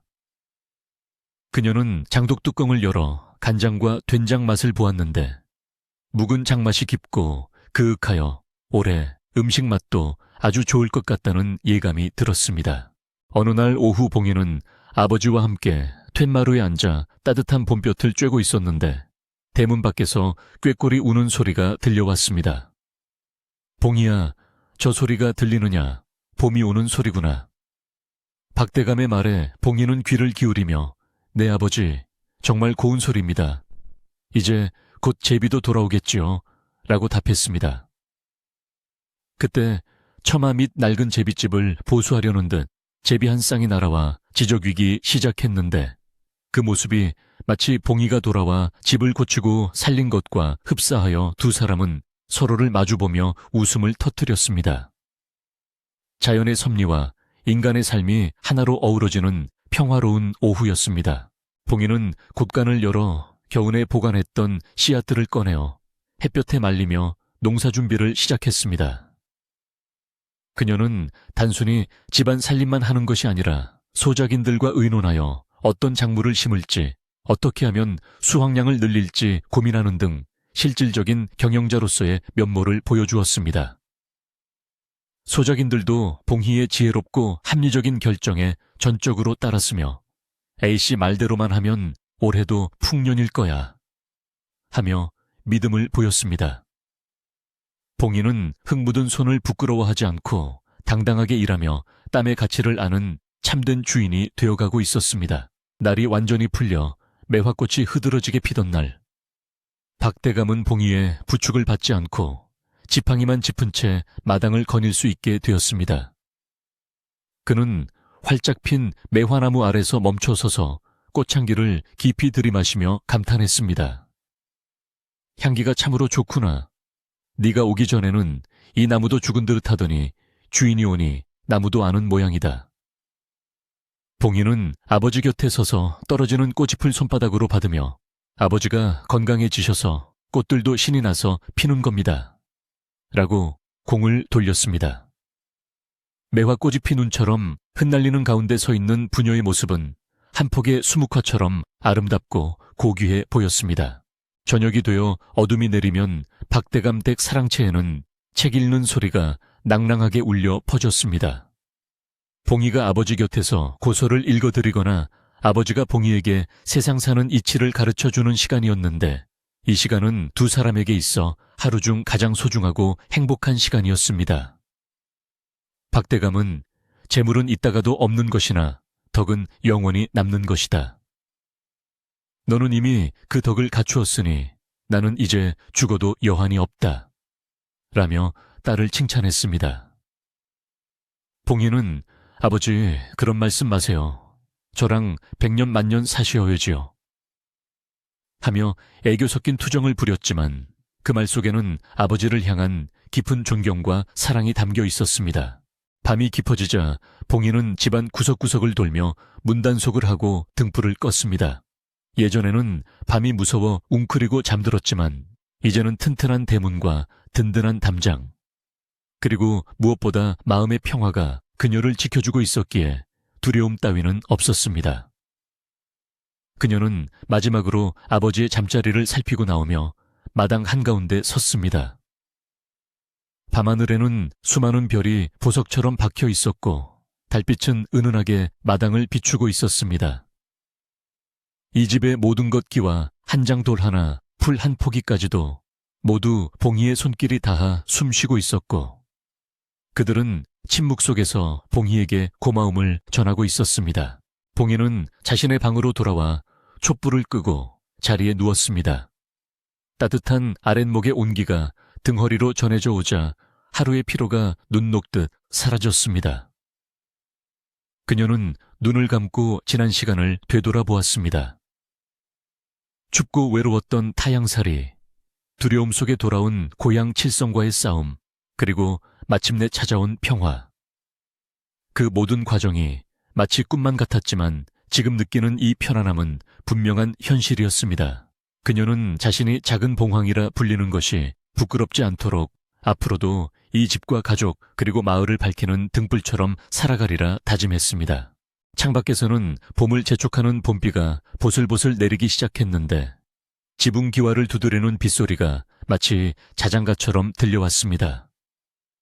토닥토닥 하는 그 소리는 세상의 모든 근심을 덮어주고 잠든 이들의 꿈속에 희망의 씨앗을 심어주는 소리였습니다. 봉이는 입가에 옅은 미소를 머금은 채 깊고 편안한 잠속으로 빠져들었습니다. 집안의 모든 불은 꺼졌지만 사람들의 마음속에 켜진 사랑과 믿음의 등불은 영원히 꺼지지 않을 것입니다. 이제 산골 마을의 밤은 깊어 호랑이도 잠들고 학도 날개를 접고 쉬는 시간입니다.